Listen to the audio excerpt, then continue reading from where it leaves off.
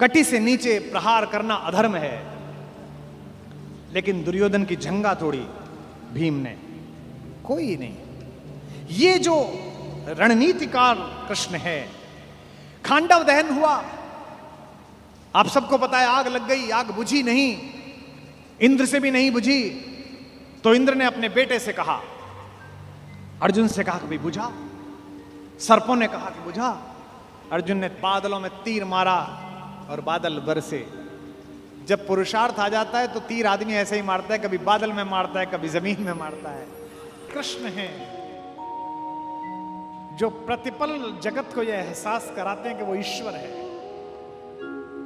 जो बड़े स्वाभिमान के साथ, बड़े अधिकार के साथ कुरुक्षेत्र के मैदान में खड़े होकर अपने मित्र और अपने शिष्य अर्जुन से कहते हैं कि सारी दुनिया का फजीता छोड़, सारी बात छोड़, मेरे पास आ जा, मैं तुझे सबसे मुक्ति दिला दूंगा, क्योंकि जन्म जन्मांतर से मैं ईश्वर हूं। सर्वधर्मान परित्यज्य मामेकम शरणम व्रज, अहम त्वा सर्व पापेभ्यो मोक्षयिष्यामि मा शुचः। जब एक बार कृष्ण बच्चे के रूप में पैदा हो गए, उसके बाद कोई बच्चा किसी और नाम से बुलाया ही नहीं गया। बता दीजिए माएं जहां बैठी हो, कसम खा के कलेजे पे बता दीजिए, इस भारत में, इस विश्व में ऐसी कोई मां नहीं हुई जिसने बचपन में खिलाते हुए कन्हैया ना कहा, मेरा कान्हा, मेरा लाला, सबने बोला है। इसीलिए मैं 3 दिन कृष्ण के 3 रूपों पर बोलूंगा। पहला जो उनका लोकरंजक रूप है, पृथ्वी पर आने के बाद जो आनंद राम से छूट गया था, उसे ग्रहण करके और पृथ्वी को देकर जो पूर्णता कृष्ण ने पाई है, उस पर बोलूंगा। उस छोटे कन्हैया पर बोलूंगा जिसका आज जन्मदिन है। एक तो राम है जो 4 भुजाओं के साथ पैदा हुए, जैसे तैसे मां ने कहा तब जाके रामचंद्र जी हुए। एक कृष्ण है जो इतना विराट भी यशोदा की गोदी में इतना छोटा बच्चा बनकर पैदा हुआ। आज से वर्षों पूर्व गंगोत्री में मैंने कहा था कि कृष्ण से बड़ा कोई पूर्ण पुरुष नहीं है। बचपन जिया तो ऐसा कि हर एक मां ने अपने बेटे को कन्हैया कहना शुरू किया। जवानी जी तो ऐसी कि इश्क में पागल बच्चों को आज भी पूरा देश कन्हैया कहता है। युद्ध रचाया तो ऐसा कि 5 निर्वासित लड़कों को विश्व विजेता बना दिया, और ज्ञान दिया तो गीता जैसा, जिस पर सारी दुनिया के नोबेल पुरस्कार कुर्बान किए जा सकते। और यह कृष्ण का बचपन मेरे ख्याल से पूरी दुनिया की किसी कथा में, किसी कहानी में, किसी वास्तविकता में किसी बच्चे का ऐसा बचपन नहीं है जितना कन्हैया का है। छोटे शिशु के रूप में हमें अन्य धर्मों के देवता भी मूर्तियों में मिलते हैं, मैं उनका अनादर नहीं कर रहा। भगवान किसी भी रूप में आया, चाहे संदेशवाहक बन के आया, चाहे कुछ बन के आया, शिशु के रूप में तो सभी अच्छे हैं। छोटा बच्चा तो किसी का भी अच्छा लगता है, किसी भी पशु का भी बच्चा अच्छा लगता है। ये तो त्रैलोक्य का स्वामी भगवान उतरा था, लेकिन जितना मनहर कन्हैया उतरा, उतना आज तक दुनिया में कोई बच्चा पैदा नहीं हुआ, उतना सुंदर आज तक कोई शिशु पैदा नहीं हुआ। मेरा दिवंगत मित्र देवल मुझे याद आ गया, कवि आज सुनने के लिए आए हैं इतने सारे, कि विश्व को मोहमयी महिमा के असंख्य स्वरूप दिखा गया कान्हा, असंख्य स्वरूप दिखा गया कान्हा, असंख्य स्वरूप दिखा गया कान्हा। विश्व को मोहमयी महिमा के असंख्य स्वरूप दिखा गया कान्हा, असंख्य स्वरूप दिखा गया कान्हा, असंख्य स्वरूप दिखा गया कान्हा। सारथी तो कभी प्रेमी बना, सारथी तो कभी प्रेमी बना, तो कभी गुरु धर्म निभा गया कान्हा।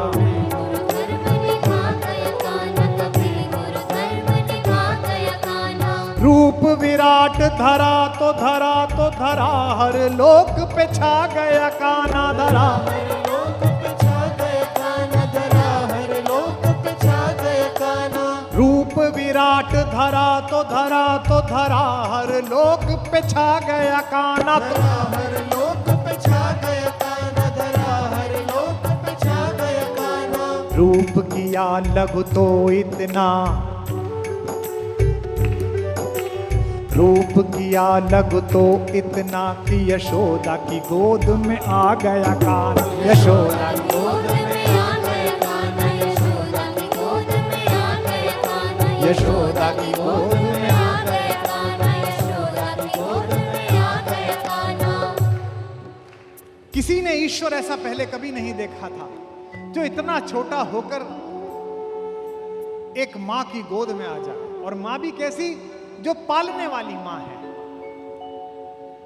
जन्म देवकी ने दिया है, लेकिन सुख यशोदा को मिला है। क्यों? इस परिसर में किसी को पता है? जब कृष्ण 14 वर्ष के हो गए, तब कंस को पराजित किया उन्होंने। पराजित किया तो देवकी ने उनसे शिकायत की। देवकी ने कहा, मेरे लाल, तू तो ईश्वर था, तू तो परमात्मा था। अपने माँ और पिता को या मुझे अपनी माँ से तू 14 साल अलग रहा, तूने मुझे बंद रखवाया, पहले क्यों नहीं आया? तो मुस्कुराते हुए मुरलीधर ने कहा, माँ, हिसाब बराबर हुआ। पिछली बार तूने मुझे 14 साल के लिए बाहर निकाल दिया था, इस बार मैं तुझसे 14 साल के लिए बाहर आ गया। यह जो शिशु है, यह जो बालक है, दुनिया की माओं ने कभी ऐसा कृष्ण नहीं देखा, दुनिया की माओं ने ऐसा भगवान नहीं देखा था। सूर लिखते हैं कि पालने में झुलाती हैं माता, और क्या गाती हैं? कभी भी बच्चे को खिलाते समय कोई भी मां सही लोरी नहीं गाती है। अगर बच्चे आप में से कुछ लोगों ने जरूर पाले होंगे तो उनका अंदाजा होगा, जो छोटा बच्चा पैदा होता है, भाई कोहनी तक हाथ जोड़ लेते हैं माँ बाप। एक तो वो फोनेटिक समझता है, उसको सुलाते समय कोई लोरी गाने की जरूरत नहीं है, आप कुछ भी गा दो, बस वो रिदम में होना चाहिए। मेरी बड़ी बेटी जब छोटी थी तो हम दोनों कॉलेज में पढ़ाते थे राजस्थान में ही। तो मेरी श्रीमती जी क्लास पढ़ाने जाती थी तो इतनी देर मैं रखता था उसे, फिर वो क्लास पढ़ा के आती थी तो वो रखती थी। तो पहले क्लास उनकी पढ़ती थी तो वो जग जाती थी, उसे पता था माँ जाने वाली है, तो मैं उसको गाना सुनाता था। उसका घर में नाम था पोयम, तो मैं उसे सुनाता था, पोयम रोना ना, पोयम रोना ना, और मैं इसमें सुनाता था, मम्मी जाएगी तो अपने नैन भिगोना ना, पोयम।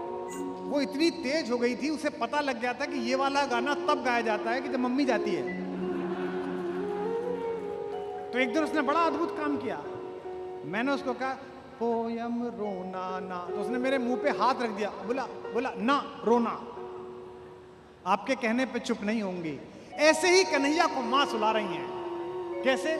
हलरावे दुलरावे मलहावे, को जोई सोई कछु गावे। यशोदा को कोई कविता नहीं आती है, यशोदा कोई गायिका नहीं है। यशोदा का स्वर किसी गंधर्व संगीत महाविद्यालय की तपस्या में तपा हुआ स्वर नहीं है, लेकिन बच्चे को संगीत महाविद्यालय का स्वर नहीं चाहिए। दुनिया के हर बच्चे को अपनी मां का आवाज चाहिए, अपनी मां का स्वर।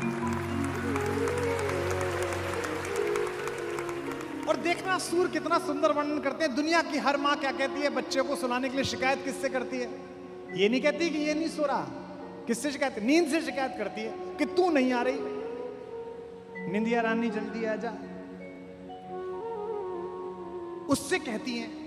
सूर ने कितना सुंदर वर्णन करा है। यशोदा हरि पालने झुलावे। सूरदास गाते हैं, यशोदा हरि पालने झुलावे, यशोदा हरि पालने में झुलावे, यशोदा हरि पालने में झुलावे, यशोदा हरि पालने में झुलावे, हलरावे दुलरावे मनावे, हलरावे दुलरावे मनावे, जोई सोई कछु गावे। यशोदा हरि पालने में झुलावे,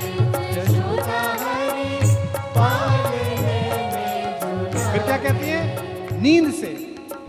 मेरे लाल को आओ निंदरिया, मेरे लाल को आओ निंदरिया, मेरे लाल को आओ निंदरिया, मेरे लाल को आओ निंदरिया, काहे न आन सुलावे जशोदा हरी, पालने में झुलावे जशोदा हरी, पालने में झुलावे। तू काहे नहीं बेगही आवे, तू काहे नहीं बेगही आवे, तो को कान बुलावे जशोदा हरी, पालने में झुलावे जशोदा हरी, पालने में झुलावे। सोवत जान मौन वे रही रहे, सोवत जान मौन है रही, करी करी सैन बतावे जशोदा हरी, पालने में झुलावे जशोदा हरी, पालने में झुलावे। एही अंतर यकुलाय उठे हरी, अंतर अकुलाए उठे हरी, जसुमति मधुर गावे जशोदा हरी, पालने झुलाइए झुलावे जशोदा हरी। पालने में झुलावे। और सूरदास कहते हैं कि जो सुख मुनियों को, संतों को, देवताओं को दुर्लभ है, भगवान को इतनी देर निहारना चुपचाप, ईश्वर से आंख मिलाना भी कितना मुश्किल होता होगा। जब सूरज से आंख नहीं मिला सकते जो भगवान का सेवक है, तो भगवान से कोई कैसे आंख मिलाता होगा। लेकिन अगर भक्ति इतनी प्रचंड हो तो आंख मिला सकते हैं, निहार सकते हैं, जैसे यशोदा निहारती है।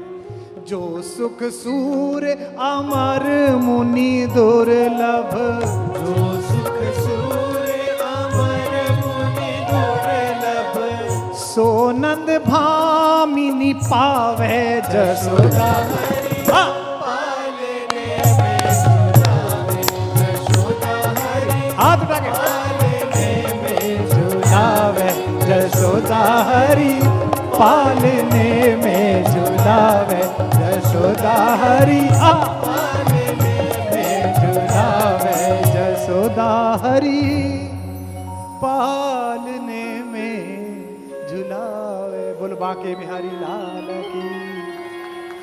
राम के बचपन की कहानी नहीं है, पूरी राम कथा पढ़ लीजिए, 15-20 छंद मिलेंगे राम की कहानी।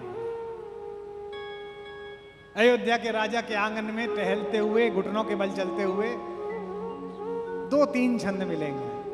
और कृष्ण, आहा, बचपन ही बचपन, ये हो गया वो हो गया। ये एक कार्टून कैरेक्टर आया था पालक खाने वाला, क्या नाम था उसका? पोपोय।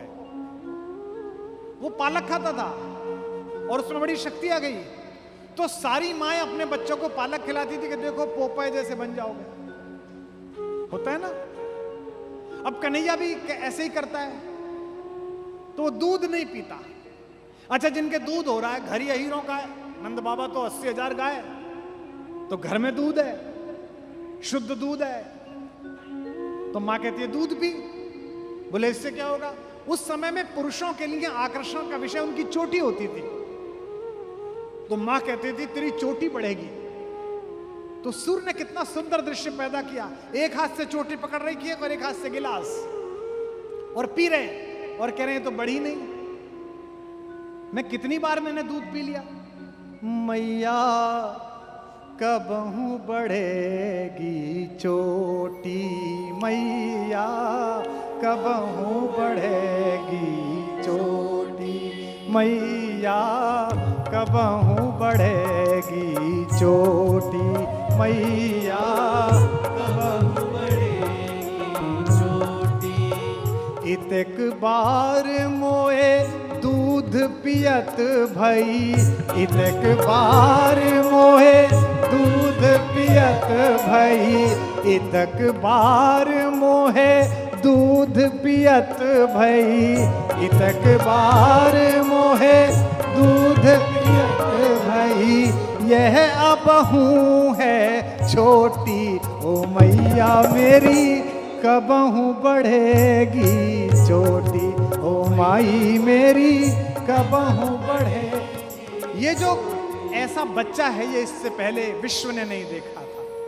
कृष्ण की बचपन की इतनी कहानियां, मुझे लगता है कि जो बचपन राम न जी पाए उसे जीने के लिए वो कृष्ण के रूप में वापस आए।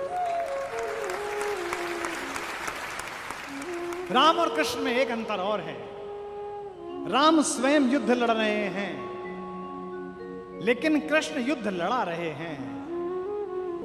राम को षड्यंत्रों ने घर से निकाल दिया और कृष्ण ने षड्यंत्रों को अपने घर से निकाल दिया। इस बार भगवान सचेत है। तू धेनुकासुर बन के आ, पूतना बन के आ, शकटासुर बन के आ, कुछ भी बन के आ, मैं तुझे रहने नहीं दूंगा। इस बार सारे षड्यंत्रों को बाहर की दिशा दिखाई जाएगी। जो जो काम राम ने छोड़े वो कृष्ण ने पूरे किए। राम ने गाली नहीं खाई, राम ने कुछ चुराया ही नहीं। मिथिला गए, हमारे यहां पटरा बिछाया, उस पर बैठे, स्वस्ति न इंद्रा स्वस्ति न पूखा, गुरु वशिष्ठ ने मंत्र पढ़ने शुरू करे।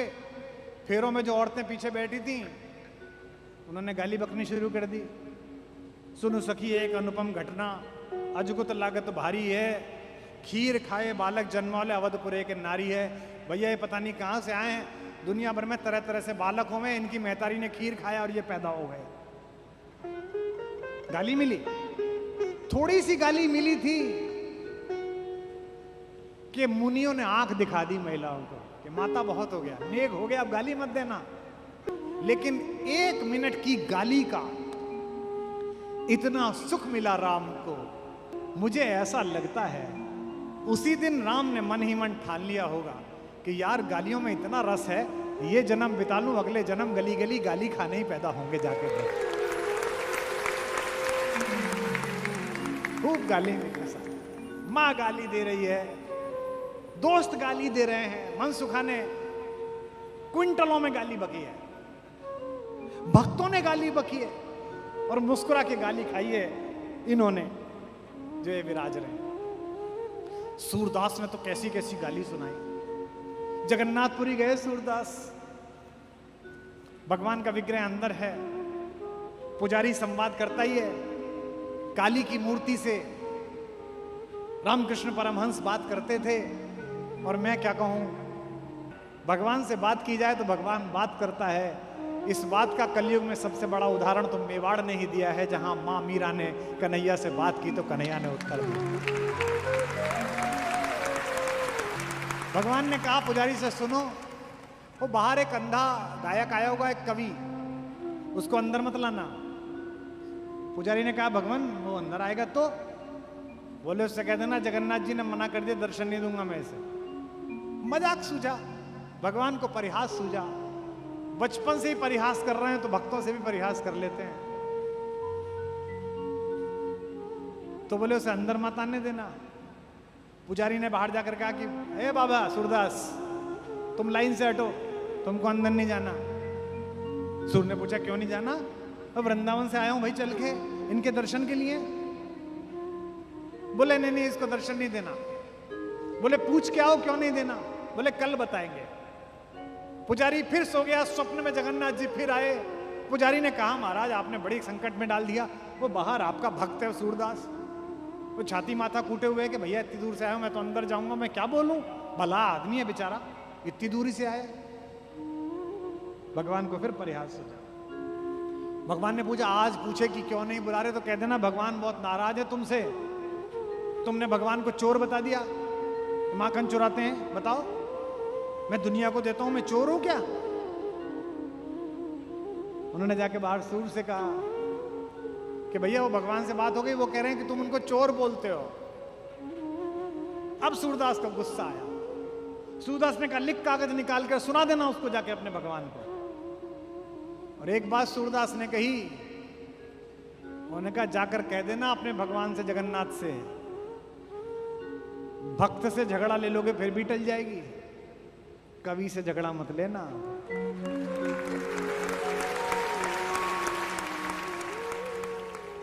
भृग को कुटेला झुटेला भीलनी को, चेरी बस गयो कहाओ कहूं रे दैया। गोपिन को यार वाको माखन चबाए चोरी चोरी, भीख को मंगैया चावल को चवैया। सूरदास याके अवगुण कहां लो बखान करूं, जैसे याके माई बाप वैसो याको भैया। ये गाली खाई है कन्हैया ने। कृष्ण की इस कथा में थोड़ा स्मरण कर्ण का भी कर लो कि उस जैसा कोई आदमी भी पैदा नहीं हुआ जो इतनी सारी चीजों को ठुकरा दे और खुल के कह दे, ए ऋणी कर्ण का रोम रोम, जानते सत्य यह सूर्य सोम। तन मन दुर्योधन का है, यह जीवन दुर्योधन का है। और दो पंक्ति जो कही है कर्ण ने, मैं उसकी दृढ़ता को और उसके समर्पण को प्रणाम करता हूं। सुरपुर से भी मुख मोड़ूंगा, केशव मैं उसे न छोड़ूंगा।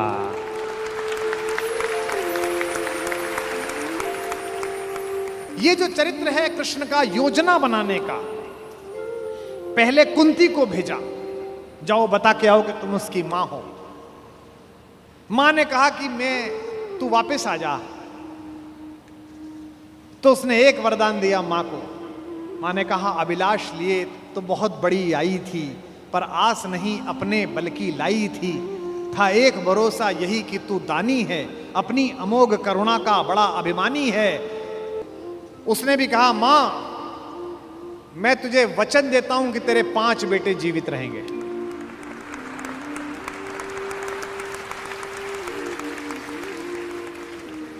इसका मतलब है कि कर्ण ने कहा कि युद्ध के बाद 5 बेटे जीवित रहेंगे, अर्जुन के अलावा किसी पर हथियार नहीं उठाऊंगा।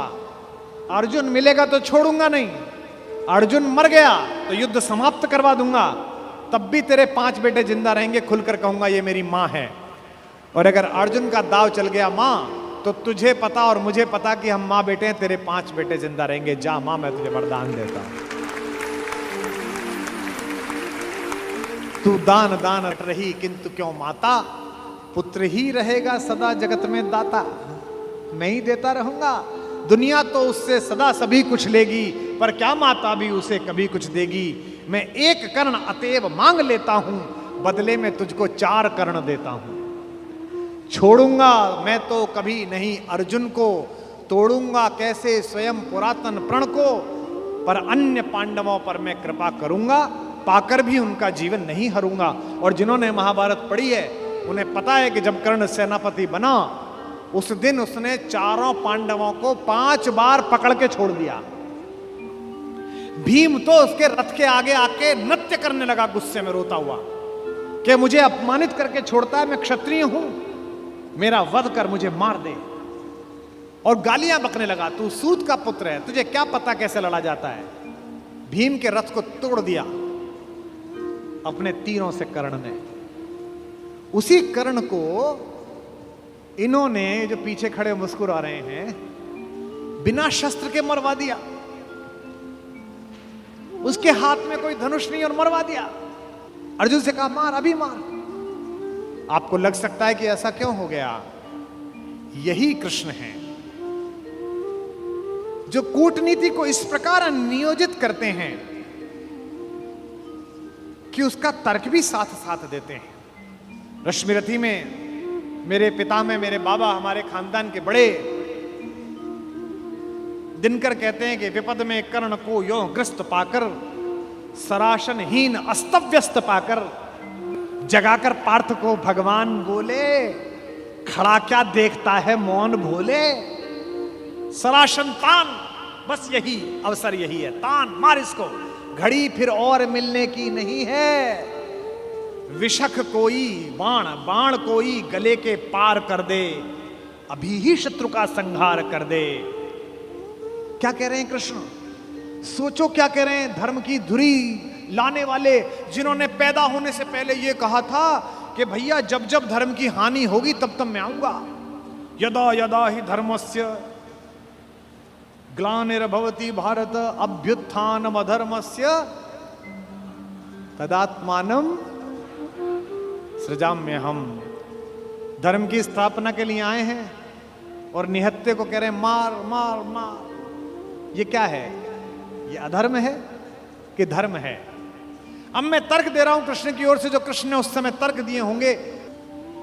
कहते हैं श्रवण कर विश्व गुरु की देशना यह, विजय के हेतु आतुर ऐशना यह, सहम उठा जरा कुछ पार्थ कामन, विनय में ही मगर बोला अकिंचन, नरोचित किंतु क्या यह कर्म होगा, मलिन इससे नहीं क्या धर्म होगा। हंसे केशव व्रथा हट ठानता है, अभी तू धर्म को क्या जानता है। कहूं जो पाल उसको धर्म है ये, मैं जो कह रहा हूं वो कर, हनन कर शत्रु का सत्कर्म है ये। क्रिया को छोड़ चिंतन में फंसेगा, उलटकर काल तुझको ही कसेगा। ये जो हमको सिखाते हैं कि हम दूसरे की सीमाओं का अतिक्रमण करके घर में जाके ना मार के आए, इनको पूछो कि जिस समय हिंदुस्तान के चौराहों पर बम फटते थे, इनको पूछो कि जम्मू कश्मीर में जाते हुए हमारे सीआरपीएफ के जवानों के मुंह पर मतदान के समय जाते हुए ये लफंगे चांटे मारते थे। इनको पूछो कि पड़ोसी के भीख मिले हथियारों से हिंदुस्तान की मां बेटियों को आतंकित करने वाले और केसर की क्यारी में बारूद भरने वालों को सीमा के अंदर पार घुस के मारा जाए कि ना मारा जाए। देश का एक एक बच्चा कहेगा कि मारा जाए। नहीं जब पार्थ को देखा सुधरते, हृदय में धर्म का टुक ध्यान धरते, समय के योग्य धीरज को संजोकर कहा राधे ने गंभीर होकर। अब कर्ण बोला, हर पापी, हर अनाचारी, हर दुष्ट जिसने दुष्टता में साथ दिया है वो ज्ञान देने लगता है।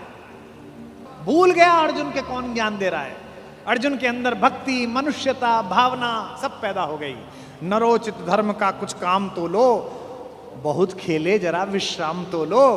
फंसे रथ चक्र को जब तक निकालूं, धनुष धारण करूं, प्रहरण संभालूं, रुको तब तक चलाना बाण फिर तुम, हरण करना कर सको यदि प्राण तुम। नहीं अर्जुन शरण में मांगता हूं, समर्थित धर्म से रण मांगता हूं। कर्ण कहता है कि धर्म से युद्ध करो। कृष्ण मुस्कुराए कि बेटा अब फंसा के, अब मैं तुझे धर्म समझाता हूं, है ना।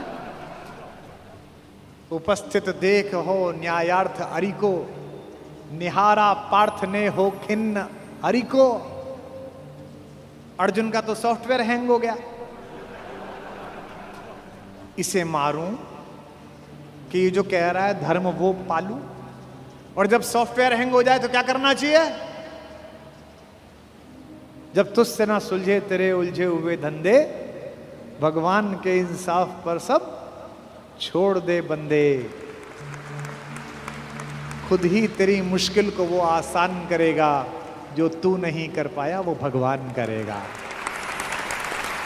उपस्थित देख यो न्यायार्थ हरि को, निहारा पार्थ ने हो खिन्न हरि को, मगर भगवान किंचित भी न डोले। अभी तक तो हंस रहे थे, मुस्कुरा रहे थे, करते मार। जैसे ही कर्ण ने धर्म बोला, भगवान के अंदर से आग निकली। कुपित हो वज्र सी यह बात बोले, प्रलापी ओ उजागर धर्म वाले, बड़ी निष्ठा बड़े सत्कर्म वाले।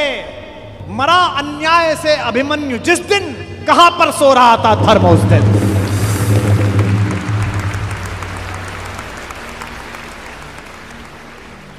मरा अन्याय से अभिमन्यु जिस दिन, कहां पर सो रहा था धर्म उस दिन।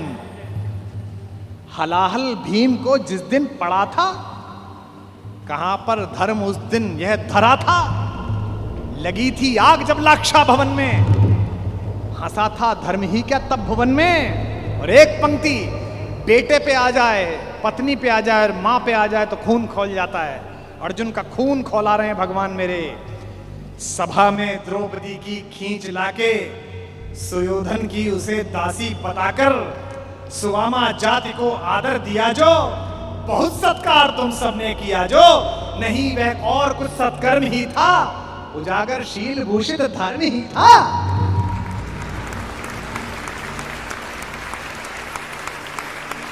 जिस दिन एक रजस्वला बेबस महिला को बाल से खींचकर तेरे दोस्त का नीच छोटा भाई लाया था और तेरे उस तथाकथित मित्र ने अपनी जंघा पर हाथ मारा था कि यहां बैठेगी, उसी दिन तय हो गया था कि इस जंघा पर धर्म युद्ध के खिलाफ चोट पड़ेगी। जो युद्ध जानते हैं वो सब जानते हैं, जुए में हार कर धन धाम जिस दिन हुए पांडव यदि नष्काम, जिस दिन चले वनवास को तब धर्म था वह, शकुनियों का नहीं अपकर्म था वह, और कोई अपकर्म नहीं होता। कटी से नीचे प्रहार करना अधर्म है, लेकिन दुर्योधन की जंघा तोड़ी भीम ने, कोई नहीं। ये जो रणनीतिकार कृष्ण है, खांडव दहन हुआ, आप सबको पता है, आग लग गई, आग बुझी नहीं, इंद्र से भी नहीं बुझी, तो इंद्र ने अपने बेटे से कहा, अर्जुन से कहा कि भाई बुझा, सर्पों ने कहा कि बुझा, अर्जुन ने बादलों में तीर मारा और बादल बरसे। जब पुरुषार्थ आ जाता है तो तीर आदमी ऐसे ही मारता है, कभी बादल में मारता है, कभी जमीन में मारता है। पिता में भीष्म जब पड़े हुए थे शरशैया पर, उनके मुंह से निकला पानी, कोई सोने के मटका लाया, कोई चांदी के मटके लाए, उन्हें अर्जुन की तरफ देखा कि पड़पोते पानी, अर्जुन ने तीर मारा पृथ्वी पे। कुरुक्षेत्र चले जाइए, आज भी आपको मिल जाएगी वो नदी जहां जमीन का स्तर तक, वहां तक तीर गया। और साइंस देखिए तीर की, ड्रिलिंग देखिए कि उतनी ही तेजी से गया और धार उतनी ही आई जो पिता में भीष्म के होठों तक आई। आज भी अर्जुन के तीर से निकली हुई इस नदी को हमारे उत्तर भारत में बाण गंगा कहा जाता है। कभी दर्शन करके आइए उस नदी। तो ऐसे ही हैं जो अपनी समीक्षा का अवसर देते हैं। हस्तिनापुर के दरबार में खड़े हुए कृष्ण, जिनकी भगवत्ता के विषय में स्वयं जानते हैं द्रोणाचार्य, स्वयं जानते हैं पितामह भीष्म, स्वयं जानते हैं धृतराष्ट्र, उसके बाद भी वो भ्रम पैदा करते हैं कि मुझसे युद्ध किया जा सकता है, मुझे बांध सकता है, क्योंकि दुर्योधन को वह दुर्बुद्धि का संकेत देने की क्रिया भी भगवान की है। आप सब जानते हैं कि बचपन में एक बार कृष्णा अर्थात द्रौपदी अर्थात यज्ञसेनी, जो यज्ञ की अग्नि से निकली थी, जिसके शरीर में सुगंध आती थी, भारतीय स्त्रियों के इतिहास की सबसे दीपित चरित्र है द्रौपदी। इस देश को इस समय अबलाओं की आवश्यकता नहीं है। अपने केशों पर अगर कोई निर्लज्ज हाथ डाल दे तो उसकी छाती फाड़ देने का साहस पैदा करने वाली द्रौपदियों की आवश्यकता है। भगवान यूं तो शांति लेने के लिए गए थे। जब खाना खाने लगे और पांडवों ने कहा, युधिष्ठिर ने विशेष रूप से कहा, माधव मैं युद्ध नहीं चाहता, आप जाना और कहना बस 5 गांव हमें दे दें, हम 5 भाइयों को हम काम चला लेंगे। माधव ने कहा, बड़े भैया जो आपने कहा है वही होगा।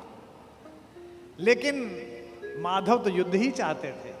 माधव चाहते थे कि एक बार निरंकुश शासकों के छोटे छोटे राज्य विगलित हों और एक अखंड विश्व में अखंड भारत का निर्माण हो, भारत की एक अखंड श्रृंखला का निर्माण हो। शांति ऐसे नहीं आती। शांति नहीं तब तक जब तक सुख भाग न नर का सम हो, नहीं किसी को बहुत अधिक हो, नहीं किसी को कम हो। ये कहा अर्जुन ने, लेकिन युधिष्ठिर ने नहीं मानी, बड़े भैया ने नहीं मानी। ये जो बड़े भैया लोग होते हैं बड़े शांतिपूर्ण होते हैं। शांति शांति शांति। हर घर में कुछ युधिष्ठिरों की आवश्यकता भी है, लेकिन हर घर में ऐसे लोगों की आवश्यकता है कि अगर कोई निर्लज्ज कुलवधू के आंचल पर हाथ डालने की कोशिश करे तो वो बिना बड़े भैया से पूछे अपना गांडीव उठा ले और अपनी गदा उठा ले। ऐसे लोगों की आवश्यकता है। और समय पर ये गांडीव और गदा नहीं उठे तो मान लेना कि समाज में महाभारत प्रतीक्षा कर रहा है। पृथ्वी लाशों से पटेगी, कोई नहीं रोक सकता। शांति लेने के लिए गए। कृष्णा ने भोजन कराया, द्रौपदी ने भोजन कराया। भोजन कराने के बाद निर्वासन की कुटिया से कृष्णा बाहर आई और हाथ धुलाने लगी माधव के। तो उसने कान्हा से पूछा कि कान्हा, याद है तुम गर्मी की छुट्टी में हमारे घर आए थे? कृष्ण ने कहा, याद है कृष्णा, तुम मुझसे चौसर में हार गए थे। कृष्ण ने कहा, याद है कृष्णा, मैंने तुमसे कहा था कि मैं इस हार का कुछ लूंगी, जिसे कहते हैं ना O2 अंग्रेजी में, I O2। तो द्रौपदी ने कहा, कृष्णा ने कहा, यू O to me, तुम्हारा मुझ पर उधार है, एक वादा उधार है, एक कसम उधार है, एक शपथ उधार है। और वादा कैसे तोड़ देते, वचन को कैसे भंग कर देते कृष्ण? क्योंकि मैंने पहले भी बताया था, कृष्ण कुछ अलग नहीं है। कृष्ण भी तो उसी खानदान का कंटिन्यूएशन है जो ये कहता है कि रघुकुल रीति सदा चली आई, प्राण जाई पर वचन न जाई। भी तो वही है, बस सूर्य से चंद्र में आए हैं, इतना ही तो हुआ है।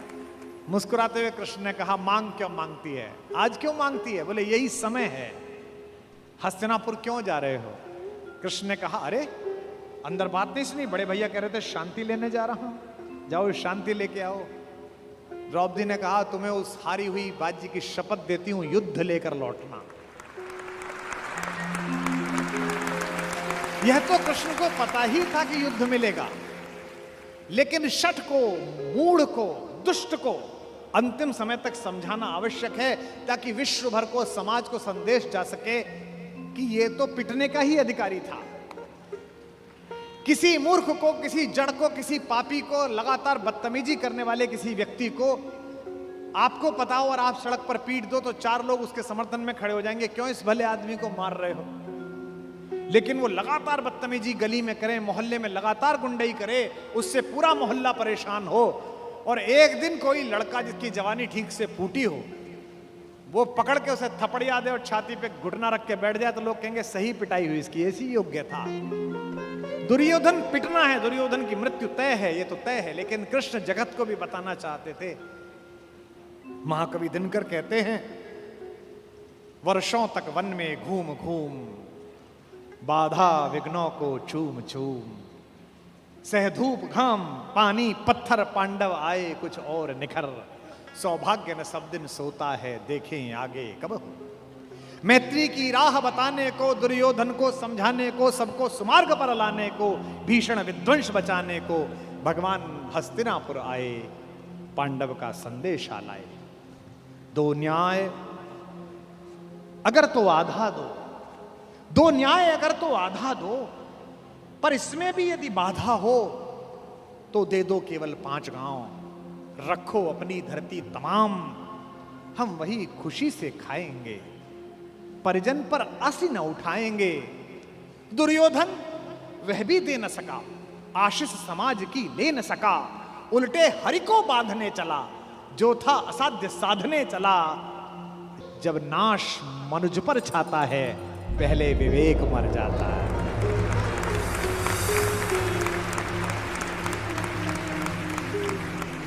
जब नाश मनुज पर छाता है, पहले विवेक मर जाता है।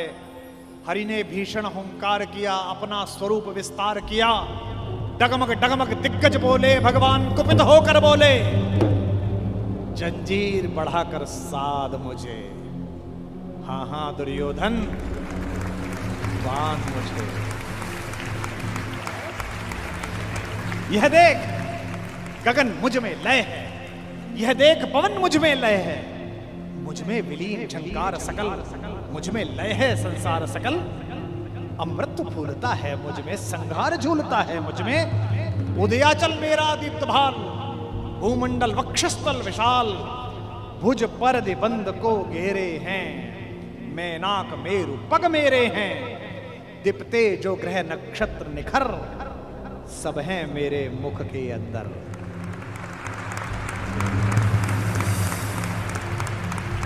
दृग हो तो दृश्य कांड देख, मुझ में सारा ब्रह्मांड,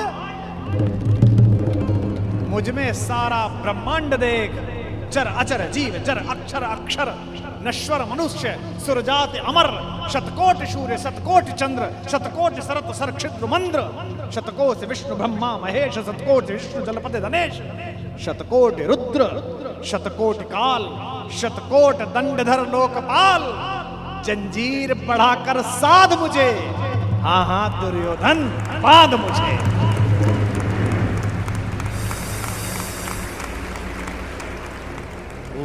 लोक अतल पाताल देख, गत और अनागत काल देख, यह देख जगत का आदि सृजन, यह देख महाभारत का रण, मृतकों से पटी हुई भू है, पहचान कहां इसमें तू है।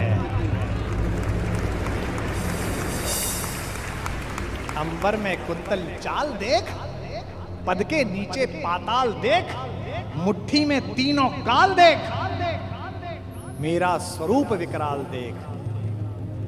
सब जन्म मुझी से पाते हैं, सब लौट मुझी में आते हैं। जिह्वा से कड़ती ज्वाल देख, सांसों से पाता जन्म पवन, पड़ जाती मेरी दृष्टि जिधर, हंसने लगती है सृष्टि उधर। मैं जभी मूंदता हूं लोचन, छा जाता चारों ओर मरण। सवाल देखना, बांधने मुझे तो आया है, जंजीर बड़ी क्या लाया है। यदि मुझे बांधना चाहे मन, पहले तो बांध अनंत गगन। और ये दो पंक्ति भगवान का भरत वाक्य, सूने को साध न सकता है, वह मुझे बांध कब सकता है। यह जो उद्घोष है, कहां बंधा कन्हैया, ये कौन कह रहा है इतना बड़ा दृश्य दिखाकर, जिसमें पिता में भीष्म जैसा ज्ञानी भी मूर्छित हो गया। केवल एक बचा देखने वाला, केवल एक ने देखा। किसने? विदुर ने। धृतराष्ट्र तो मन की आंखों से महसूस कर रहे होंगे, पर विदुर ने वो साक्षात दृश्य देखा जिसके घर का साग खाकर गए। ये जो कन्हैया है, जो दुर्योधन को देखने का अवसर भी नहीं देता, जो कहता है कि अगर विश्व को साध सकता है, शून्य को साध सकता है, तो मुझे बांधना। यही कन्हैया यशोदा के आंगन में, यमलार्जुन के बीच में रस्सी से बंधा हुआ एक पहर तक रोता रहता है, मैया अब खाली कर दे, अब छोड़ दे, अब नहीं चुराऊंगा। बड़ा हो तो ऐसा और छोटा हो तो ऐसा, इसी का नाम कन्हैया है। अर्जुन के जीतने में एक ही रोड़ा है, एक ही व्यक्ति है जिससे माधव को भी लगता है कि ये शक्तिशाली रहा तो मेरा दोस्त, मेरा भाई युद्ध हार सकता है। भगवान ने उसे कितने प्रेम से टैकल किया है। राजनेताओं को सीखना चाहिए, कृष्ण से कूटनीति सीखनी चाहिए। जब संधि फेल हो गई और युद्ध लेकर माधव लौटे, तो विदुर के घर पर सुबह ही सुबह कुछ मेहमान आए, कृष्ण से मिलने आए।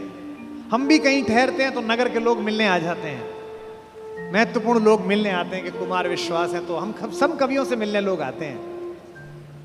तो विदुर के द्वारपाल ने कहा कि अंगराज कर्ण आए हैं। विदुर ने पूछा कि क्या मुझसे मिलना चाहते हैं?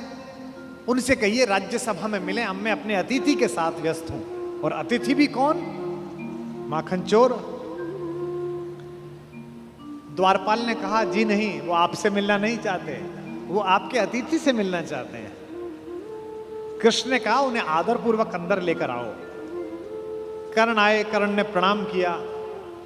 युद्ध में दुर्योधन की पराजय हुई हो, चाहे कुछ भी हुई हो, महाभारत के जिन चरित्रों में से एक चरित्र पर मैं अंदर तक फिदा हूं, उनमें से एक कर्ण भी है। क्या योद्धा है, क्या अद्भुत। हाँ। कृष्ण मुस्कुराए। कर्ण के चेहरे पर दुख और पश्चाताप का भाव था। कर्ण ने हाथ जोड़कर कहा, माधव, मैं कल राज्यसभा में आपके साथ हुई बदतमीजी के लिए अपने मित्र दुर्योधन की ओर से आपसे क्षमा मांगने आया हूं। भगवान ने कहा, ईश्वर तुम जैसा मित्र सबको दे, जो इतने बड़े अपराध के बाद भी क्षमा मांगने के लिए आ जाता है। सब मित्र सबको मिले। कर्ण ने कहा कि अगर आप मुझे थोड़ा सा भी माधव प्रेम करते हैं तो मेरे मित्र को क्षमा कर दीजिए। उसने गलती की, उसे दूत के साथ यह व्यवहार नहीं करना चाहिए था, और आप जैसे दूत के साथ तो सोचना भी नहीं चाहिए था। भगवान ने कहा मैं उसे माफ कर दूंगा, लेकिन एक शर्त है कर्ण। अंगराज ने कहा कि इसी क्षण मैं आपको अंग प्रदेश का राज्य दे देता हूं, मेरा शरीर ले लीजिए पर मेरे मित्र को माफ कर दीजिए।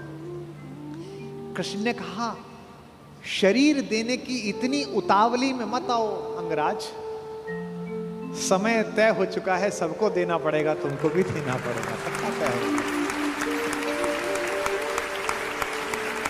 कर सकते हो तो इतना करो, अब मैं वापस पांडवों के पास जा रहा हूं, हस्तिनापुर की सीमा तक मुझे छोड़ के आओ। उसने कहा इससे बड़ा सौभाग्य का होगा कि मैं आपको छोड़ने चलूं, आइए मेरे रथ में बैठिए। कृष्ण ने कहा कि ठीक है, मैं तुम्हारे रथ में बैठ जाता हूं। आपकी कार में कोई बहुत बड़ा आदमी बैठने लगे तो कभी भी ड्राइवर से गाड़ी मत चलवाना, ड्राइवर से कहना तू नीचे उतर, सवार बहुत बड़ा है, अब ड्राइव मैं करूंगा, गाड़ी खुद चलाना सवार। कर्ण ने अपने चालक से कहा कि नीचे उतर, इस रथ पर त्रैलोक्य का स्वामी बैठने वाला है, ड्राइव मैं करूंगा। और कर्ण तो ड्राइवर का ही लड़का है, सूत पुत्र है, उसको तो आता ही है रथ चलाना, और रथ चालक का बेटा है। कर्ण रथ चलाने लगा, भगवान पीछे से उतरकर कर्ण के पास आकर बैठ गए और थोड़ी देर बाद उसका रथ छोड़कर उसे अपने रथ पर बिठा लिया, वहां भी वही रथ चलाने लगा। अब भगवान ने उससे बातचीत शुरू की। देखिए कितने बड़े कूटनीतिज्ञ हैं ये कन्हैया, दिखते भोले हैं लेकिन परम चालू। इनको पता था कि एक ये आदमी है जो फजीता करेगा, इसका मनोबल तोड़ो। पहली बार कर्ण को यह पता चला जो भेद उन्होंने बताया। हरि बड़े प्रेम से कर धर कर ले चढ़े उसे अपने रथ पर, रथ चला परस्पर बात चली, शमदम की टेढ़ी घात चली, शीतल हो हरि ने कहा हाय, अब शेष नहीं कोई उपाय। कर्ण अब कुछ बचा नहीं, हो विवश हमें धनु धरना है, अब तो हमें यह धनुष उठाना पड़ेगा, क्षत्रिय समूह को मरना है। मैंने कितना कुछ कहा नहीं, विषबाण कहां तक सहा नहीं, पर दुर्योधन मतवाला है, कुछ नहीं समझने वाला है। चाहिए उसे बस रण केवल, सारी धरती की मरण केवल। ये जो अहंकार है कि मैं कुछ नहीं दूंगा, क्या बोला दुर्योधन 5 गांव माने पे, सूच्यग्रम नैव दास्यामि बुना युद्धे न केशवः। हे केशव तुम 5 गांव मांगते हो, मैं सुई की नोक के बराबर भी जमीन नहीं दूंगा। हे वीर तुम ही बोलो अकाम, बिना पार्शल हुए बोलना। कर्ण से पूछ रहे हैं क्या वस्तु बड़ी थी 5 ग्राम, 5 गांव ही तो मांगे थे, वह भी कौरव को भारी है, मत गई मूढ़ की मारी है। दुर्योधन को बोधूं कैसे, इस रण को अवरोधूं कैसे, सोचो क्या दृश्य विकट होगा रण में जब काल प्रकट होगा। बाहर शोणित की तप्त धार, भीतर विधवाओं की पुकार, निशस्त्र विशस्त्र बिल्लाएंगे, बच्चे अनाथ हो जाएंगे। चिंता में क्या और करूं, शांति को छिपा किस ओट धरूं। सब राह बंद मेरे जाने, अब पासा फेंका। पहले तो माहौल बनाया कि तुम सब मरोगे बेटा, तू भी मरेगा और तेरा यार भी, एक तरीका है बचने का। सब राह बंद मेरे जाने, हाँ एक बात है यदि तू माने, देखो कैसे फुसला रहे हैं, तो शांति नहीं जल सकती है, समरागनी अभी टल सकती है। पा तुझे धन्य है दुर्योधन, तू एकमात्र उसका जीवन, तेरे बल की है आस उसे, तुझसे जय का विश्वास उसे। तू संग ने उसका छोड़ेगा, वह क्यों रण से मुंह मोड़ेगा। जब तक तू उसके साथ है वो लड़ाई नहीं छोड़ सकता, बस ऐसा कर तू उसे छोड़ दे। क्यों, क्या अघटनीय घटना कराल। एक बात बताऊं तुझे कर्ण, एक बड़ी कराल घटना इस खानदान में हो गई है, तुझे पता नहीं है। तू प्रता कुक्षिका, प्रथा मतलब कुंती, तू कुंती कोख का प्रथम लाल, तू कुंती का पहला बेटा है। ये पहली बार कर्ण को स्वयं भगवान श्री कृष्ण ने बताया है, सबसे पहली बार। अच्छा, ये बात पहले भी बता सकते थे कभी, कर्ण तो रोज मिलता था। जब 14 साल का वनवास था तब बता देते, नहीं। अगर तुरुप का इक्का आ जाए तो शुरू में मत फेंको, बचा के रखो, फाइनल टेबल पे काम आएगा। अब कर्ण को बता रहे हैं कि तू तो कुंती का लड़का है, पनसूत अनादर सहता है, कौरव के दल में रहता है, किस्मत के फेरे में पड़कर का प्रेम सदा बसा दुश्मन के घर, निज बंधु मानता है पर को कहता है शत्रु सहोदर को। पर इसमें दोष न तेरा है, तेरा कोई दोष नहीं है। अब कहा मान इतना मेरा, अब इतनी मान, चल होकर संग अभी मेरे जहां 5 भ्राता तेरे। कहते हैं एक काम कर, अब मेरे रथ पे से उतरी मत, अब मैं हाँक रहा हूं और सीधा वहीं जाकर रुकेगा जहां तेरे 5 भाई हैं। जिसको जिंदगी में किसी ने भाई नहीं कहा, जो मां की एक पुकार के लिए जीवन भर तरसा है, उसको जिंदगी का सबसे बड़ा प्रलोभन दे रहा है हमारा कान्हा। क्या कह रहा है? बिछुड़े भाई मिल जाएंगे, सब मिलकर मोद मनाएंगे।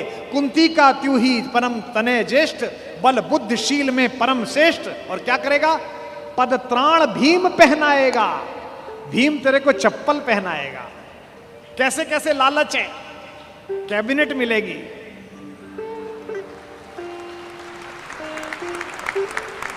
और उसमें भी कोई छोटा मोटा मिनिस्टर नहीं, सीधा ही प्राइम मिनिस्टर। पद त्राण भीम पहनाएगा, हैं? धर्मादिप युधिष्ठिर चमर डुलाएगा। तेरे दरबार के बाहर कौन खड़े होंगे? पहरे पर पार्थ प्रवर होंगे। जो तेरा दुश्मन है, तेरा छोटा भाई अर्जुन, ये तो तेरा एनएसजी कमांडो बनेगा। पहरे पर पार्थ प्रहर होंगे, सहदेव नकुल अनुचर होंगे। सब लोग तुझे पहचानेंगे, असली स्वरूप को जानेंगे। खोई मणि को जब पाएगी, आखिरी दाव जो मारा है, खोई मणि को जब पाएगी, कुंती फूली न समाएगी।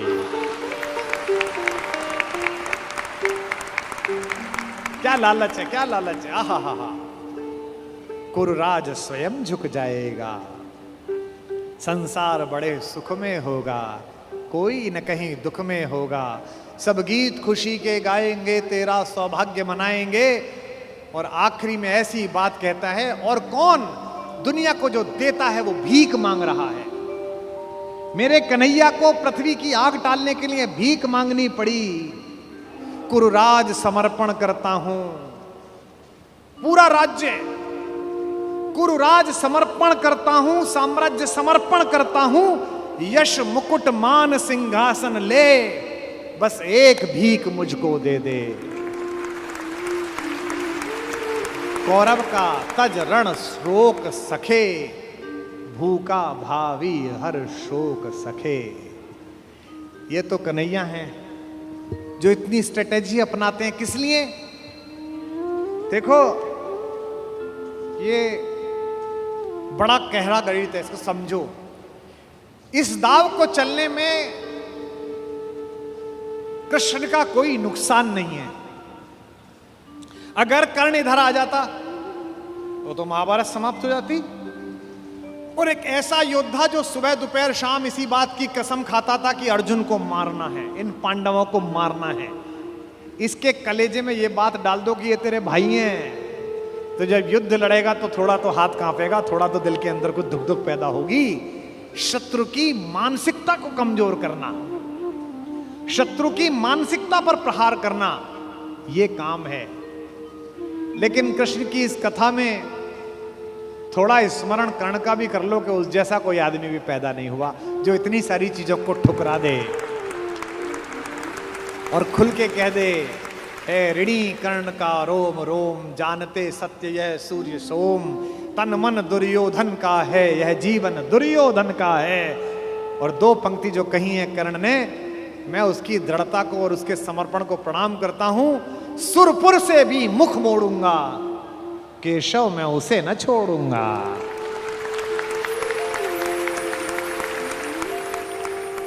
ये जो चरित्र है कृष्ण का योजना बनाने का, पहले कुंती को भेजा, जाओ बता के आओ कि तुम उसकी मां हो। मां ने कहा कि तू वापस आ जा। तो उसने एक वरदान दिया मां को। मां ने कहा अभिलाष लिए तो बहुत बड़ी आई थी, पर आस नहीं अपने बल्कि लाई थी। था एक भरोसा यही कि तू दानी है, अपनी अमोघ करुणा का बड़ा अभिमानी है। उसने भी कहा मां मैं तुझे वचन देता हूं कि तेरे 5 बेटे जीवित रहेंगे।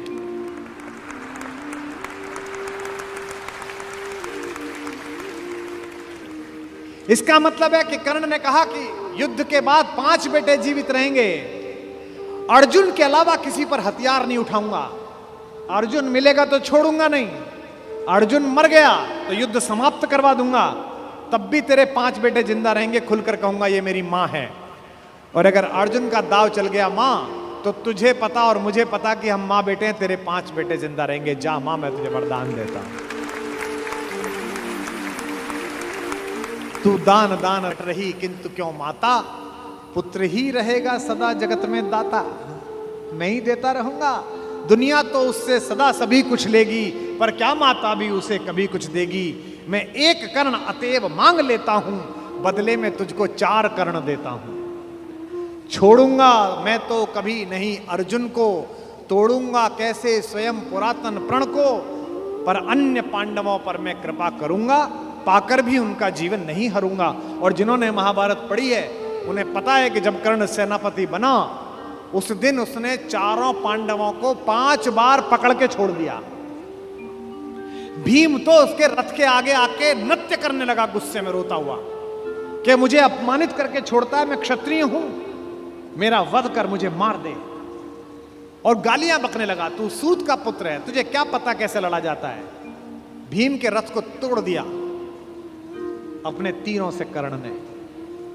उसी कर्ण को इन्होंने, जो पीछे खड़े मुस्कुरा रहे हैं, बिना शस्त्र के मरवा दिया।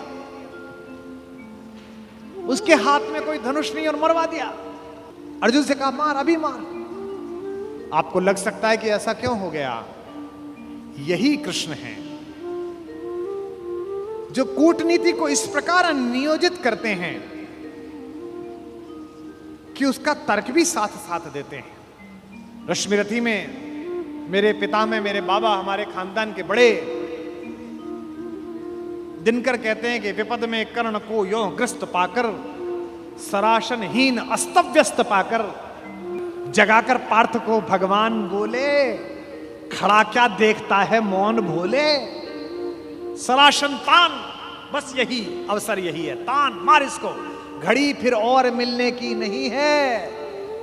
विषख कोई बाण, बाण कोई गले के पार कर दे, अभी ही शत्रु का संहार कर दे। क्या कह रहे हैं कृष्ण, सोचो क्या कह रहे हैं। धर्म की धुरी लाने वाले, जिन्होंने पैदा होने से पहले यह कहा था कि भैया जब जब धर्म की हानि होगी तब तब मैं आऊंगा। यदा यदा ही धर्मस्य ग्लानिर्भवति भारत अभ्युत्थानम अधर्मस्य तदात्मानम सृजाम्य। हम धर्म की स्थापना के लिए आए हैं और निहत्ते को कह रहे हैं मार मार मार। ये क्या है, ये अधर्म है कि धर्म है। अब मैं तर्क दे रहा हूं कृष्ण की ओर से, जो कृष्ण ने उस समय तर्क दिए होंगे। कहते हैं श्रवण कर विश्व गुरु की देशना यह, विजय के हेतु आतुर ऐषणा यह। सहम उठा जरा कुछ पार्थ कामन, विनय में ही मगर बोला अकिंचन। नरोचित किंतु क्या यह कर्म होगा, मलिन इससे नहीं क्या धर्म होगा। हंसे केशव व्रथा हट ठानता है, अभी तू धर्म को क्या जानता है। कहूं जो पाल उसको धर्म है ये, मैं जो कह रहा हूं वो कर। हनन कर शत्रु का सत्कर्म है ये। क्रिया को छोड़ चिंतन में फंसेगा, उलटकर काल तुझको ही गसेगा। ये जो हमको सिखाते हैं कि हम दूसरे की सीमाओं का अतिक्रमण करके घर में जाके ना मार के आए, इनको पूछो कि जिस समय हिंदुस्तान के चौराहों पर बम फटते थे, इनको पूछो कि जम्मू कश्मीर में जाते हुए हमारे सीआरपीएफ के जवानों के मुंह पर मतदान के समय जाते हुए ये लफंगे चांटे मारते थे। इनको पूछो कि पड़ोसी के भीख मिले हथियारों से हिंदुस्तान की मां बेटियों को आतंकित करने वाले और केसर की क्यारी में बारूद भरने वालों को सीमा के अंदर पार घुस के मारा जाए कि ना मारा जाए। देश का एक एक बच्चा कहेगा कि मारा जाए। नहीं, जब पार्थ को देखा सुधरते, हृदय में धर्म का टुक ध्यान धरते, समय के योग्य धीरज को संजोकर कहा राधे ने गंभीर होकर। अब कर्ण बोला, हर पापी, हर अनाचारी, हर दुष्ट जिसने दुष्टता में साथ दिया है वो ज्ञान देने लगता है। भूल गया अर्जुन के कौन ज्ञान दे रहा है। अर्जुन के अंदर भक्ति, मनुष्यता, भावना सब पैदा हो गई। नरोचित धर्म का कुछ काम तो लो, बहुत खेले जरा विश्राम तो लो। फंसे रथ चक्र को जब तक निकालूं, धनुष धारण करूं, प्रहरण संभालूं। रुको तब तक चलाना बाण फिर तुम, हरण करना कर सको यदि प्राण तुम। नहीं अर्जुन शरण में मांगता हूं, समर्थित धर्म से रण मांगता हूं। कर्ण कहता है कि धर्म से युद्ध करो। कृष्ण मुस्कुराए कि बेटा अब फंसा के, अब मैं तुझे धर्म समझाता हूं, है ना। उपस्थित देख हो न्यायार्थ हरि को, निहारा पार्थ ने हो खिन्न हरि को। अर्जुन का तो सॉफ्टवेयर हैंग हो गया।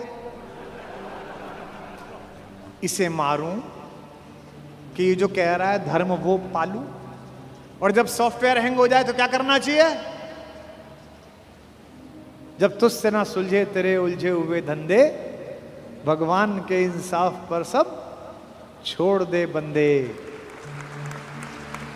खुद ही तेरी मुश्किल को वो आसान करेगा, जो तू नहीं कर पाया वो भगवान करेगा। उपस्थित देख यो न्यायार्थ हरि को, निहारा पार्थ ने हो खिन्न हरि को। मगर भगवान किंचित भी न डोले। अभी तक तो हंस रहे थे, मुस्कुरा रहे थे, करते मार। जैसे ही कर्ण ने धर्म बोला, भगवान के अंदर से आग निकली। कुपित हो वज्र सी यह बात बोले, प्रलापी ओ उजागर धर्म वाले, बड़ी निष्ठा बड़े सत्कर्म वाले। मरा अन्याय से अभिमन्यु जिस दिन, कहां पर सो रहा था धर्म उस दिन।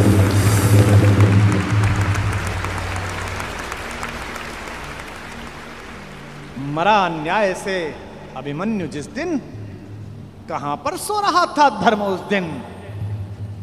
हलाहल भीम को जिस दिन पड़ा था, कहां पर धर्म उस दिन यह धरा था। लगी थी आग जब लाक्षा भवन में, हंसा था धर्म ही क्या तब भुवन में। और एक पंक्ति बेटे पे आ जाए, पत्नी पे आ जाए और मां पे आ जाए तो खून खौल जाता है। अर्जुन का खून खौला रहे हैं भगवान मेरे। सभा में द्रौपदी की खींच लाके, सुयोधन की उसे दासी बताकर, सुवामा जाति को आदर दिया जो, बहुत सत्कार तुम सबने किया जो। नहीं वह और कुछ सत्कर्म ही था, उजागर शील भूषित धर्म ही था।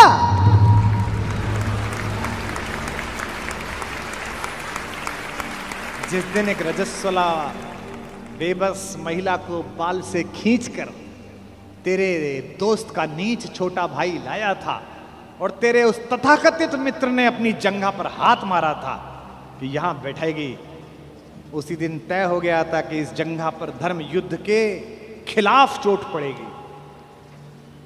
जो युद्ध जानते हैं वो सब जानते हैं, जुए में हार कर धन धाम जिस दिन, हुए पांडव यति नष्काम जिस दिन, चले वनवास को तब धर्म था वह, शकुनियों का नहीं अपकर्म था वह। और कोई अपकर्म नहीं होता। कटी से नीचे प्रहार करना अधर्म है, लेकिन दुर्योधन की जंघा तोड़ी भीम ने, कोई नहीं। ये जो रणनीतिकार कृष्ण है। खांडव दहन हुआ, आप सबको पता है, आग लग गई, आग बुझी नहीं, इंद्र से भी नहीं बुझी।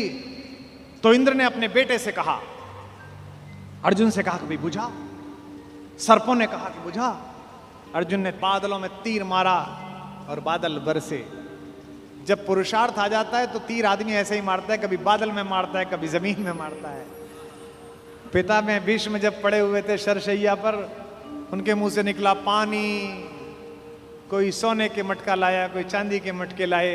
उन्हें अर्जुन की तरफ देखा कि पड़पोते पानी। अर्जुन ने तीर मारा पृथ्वी पे। कुरुक्षेत्र चले जाइए, आज भी आपको मिल जाएगी वो नदी जहां जमीन का स्तर तक, वहां तक तीर गया। और साइंस देखिए तीर की, ड्रिलिंग देखिए कि उतनी ही तेजी से गया और धार उतनी ही आई जो पिता में भीष्म के होठों तक आई। आज भी अर्जुन के तीर से निकली हुई इस नदी को हमारे उत्तर भारत में बाण गंगा कहा जाता है। कभी दर्शन करके आइए उस नदी। महाभारत में जब जब पढ़ता हूं, युद्ध का एक एक दिन बढ़ता चला जाता है और मुझे कृष्ण के ऊपर बेचैनी प्रारंभ हो जाती है। मुझे लगता है अब तो कूदो, अब तो करो, अब तो कुछ करो। वो कुछ भी हो जाने देते हैं।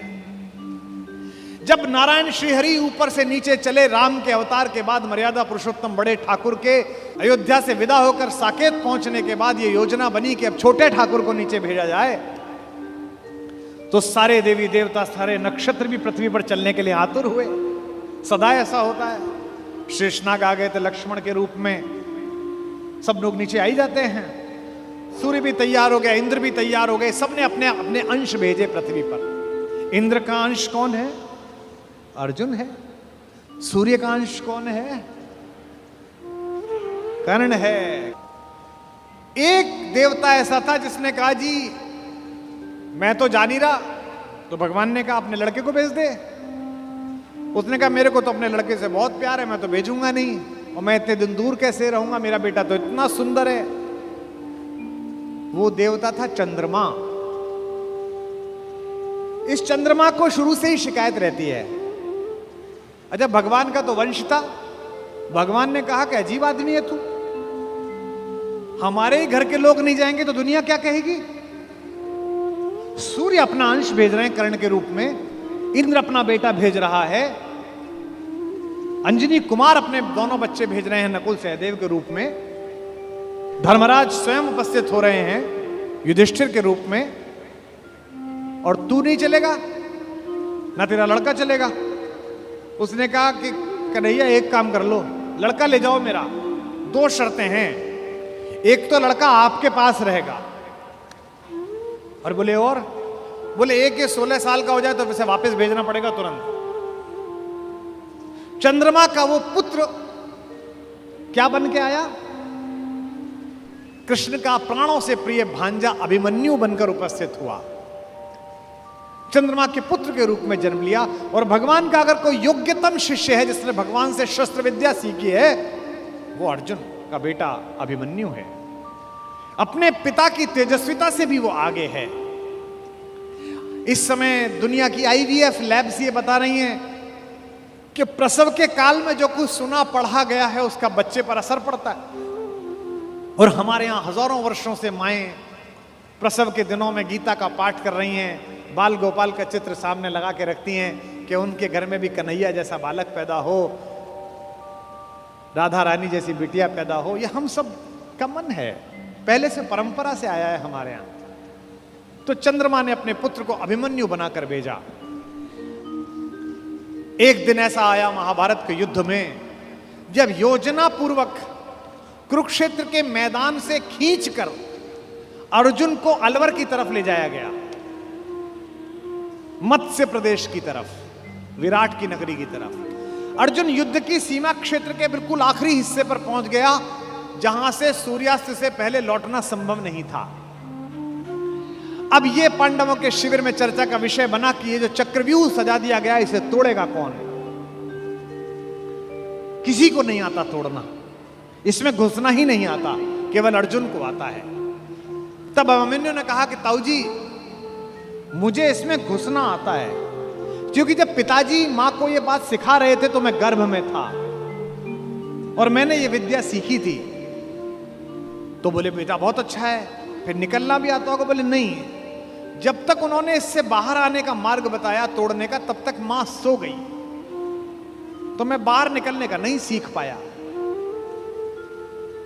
सारे चाचाओं ने और ताऊओं ने कहा कोई बात नहीं बेटे, तू तोड़ दे, निकाल तो हम लेंगे। भाई महाबली भीम जिसकी एक मुष्टिका से विंध्याचल के पर्वत छोटे हो गए, जहां जहां उसका पैर पड़ा हिंदुस्तान में 1,00,000 जगह है जहां भीम बैठिका है। जिस पत्थर पे चले जाओ बड़ा सा गड्ढा है, बोले ये भीम का पांव रख पड़ा हुआ है। ये देश महान है। इस देश में 2-3 जगह हर जगह मिलती हैं। माता सीता की रसोई, जहां जाओ वो मां की रसोई मिलती है। क्या बढ़िया प्रतीक शास्त्र है। दुनिया के 44 देश घूम लिए। इसी क्षण भी अगर भगवान वापस बुलाए और ऊपर बुला के पूछे कि तेरे सत्कर्मों के कारण तुझे देश चुनने का अवसर दिया जाता है, तो मैं दुनिया के सारे देश छोड़कर फिर यही चुनूंगा जहां की मिट्टी में गोपाल लेटा है, जहां के पर्वत पर्वत पर हमारी मां ने भोजन बनाकर उन पर्वत श्रृंखलाओं को तपस्या का केंद्र बना दिया है, जिसके रेणु रेणु पर अपने चरण रखकर राघवेंद्र सरकार भगवान श्री राम मर्यादा पुरुषोत्तम ने और लीलाधर योगेश्वर कृष्ण ने जिसे चंदन बना दिया है। भगवान चुप रहे, किसी ने उनकी सलाह ना ली।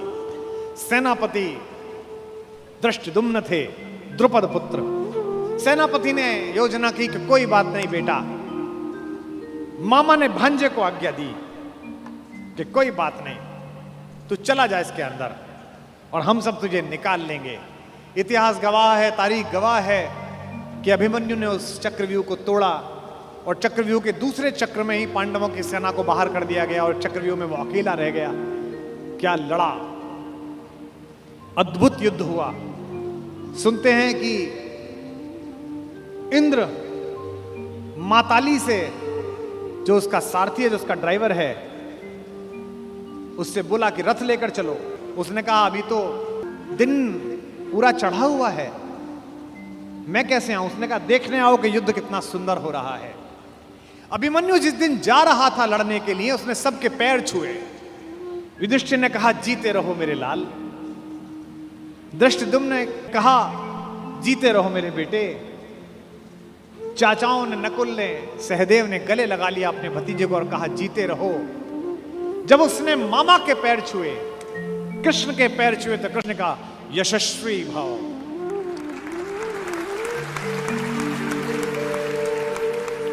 जब अभिमन्यु शिविर से बाहर निकला और कृष्ण देखने लगे, तो द्रौपदी ने कहा मेरा बेटा जीवन की सबसे बड़ी लड़ाई लड़ने के लिए जा रहा है कान्हा। सबने उसको जीते रहो का आशीर्वाद दिया, तुमने नहीं दिया। तुमने उससे यशस्वी भव का आशीर्वाद दिया, जीते रहो क्यों नहीं बोला?